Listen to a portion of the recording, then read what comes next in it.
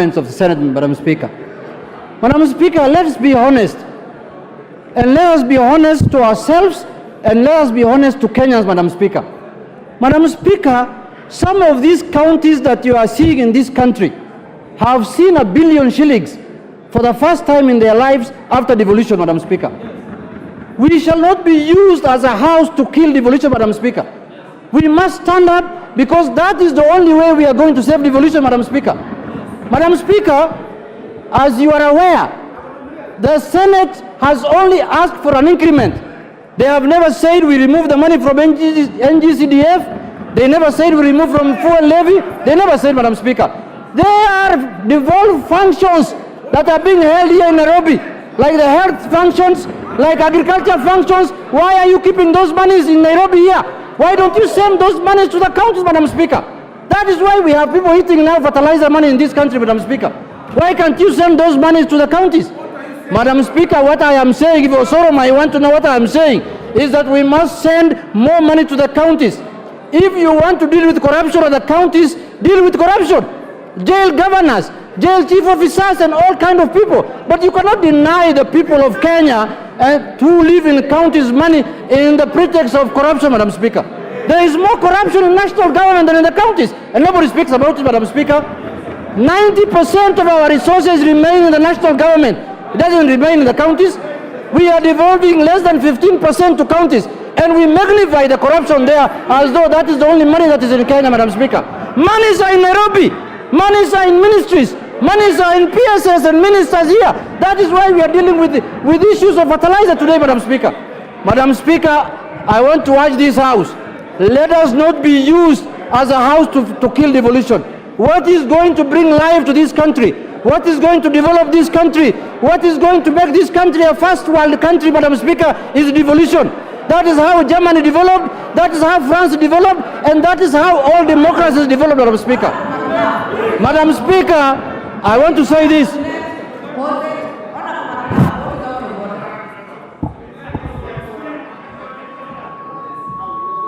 Give Honorable Makilap the microphone. Hello.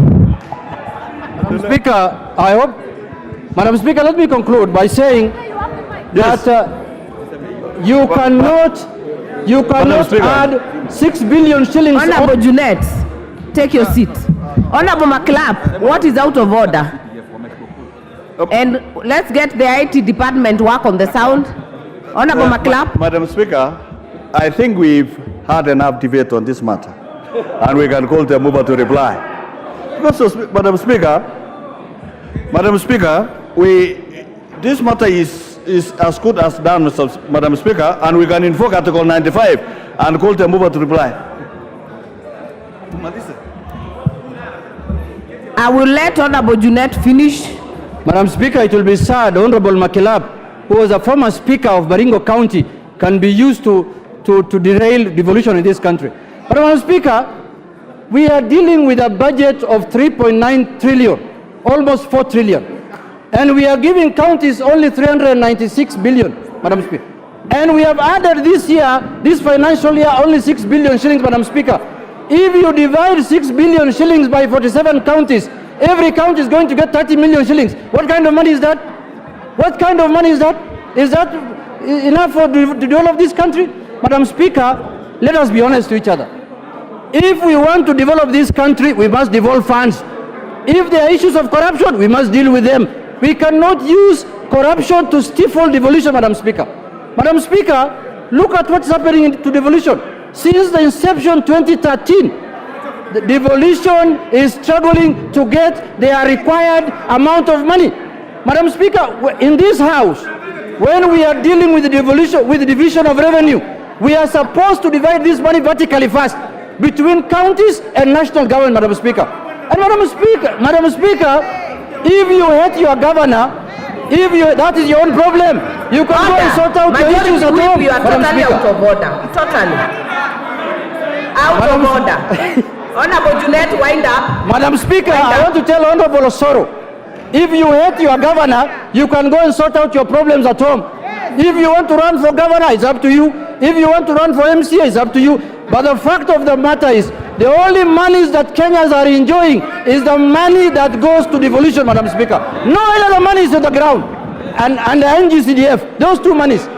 County governments and CDF money, that is all, Madam Speaker. All the other monies are in the hands of people like Linturi. Thank you, Madam Speaker. Honorable members, in my own evaluation, I see there are still some interested members to speak on this motion. So I will not put the question. I will give 2 people from my right, and I will give another 2 on my left. If there is more, we will continue for a while. Honorable Mukunji, you have the floor. Thank you, Honorable Speaker. Let me start by saying I rise to reject in totality, Honorable Speaker, the Division of Revenue Bill as it has come from Senate. Honorable Speaker, I want to first correct Honorable Member Junet that in his constituency he doesn't have to do work for him to be elected. He just have to say the name of a person I don't want to mention. Honorable Speaker, the Constitution of Kenya says that you only have by constitution to give 15% of the revenue to the county government, Honorable Speaker. This year, Honorable Speaker, we have actually added from last year from 375 billion to 391 billion, Honorable Speaker, to the county governments. Honorable Speaker, many people will agree with me that the money that goes to the county is invisible compared to any other resources that come through GAF, NGCDF, and Honorable Speaker, money that is actually appropriated through KERA, Honorable Speaker. And it is unfair to continue adding these monies without seeing results, Honorable Speaker. I want to say that, Honorable Speaker, we need to actually encourage conditional grants to county governments more than giving them a budget line that is going, Honorable Speaker, to be going to their pockets and actually to salaries and remuneration and entertainment for our governors, Honorable Speaker.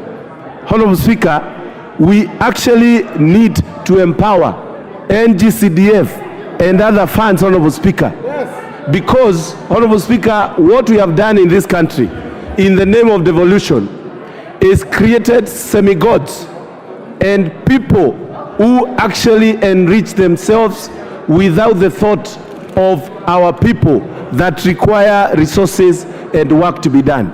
Honorable Speaker, while we are discussing this, it is important for this House to critically think about empowering our county assemblies.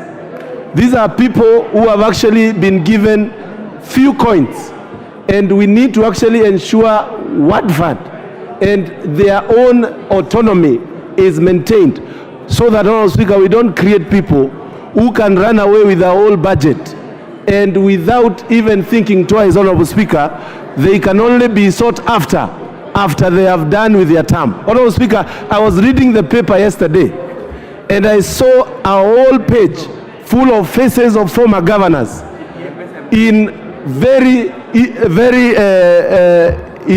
unscrupulous way, Honorable Speaker, having acquired monies and they are under investigations.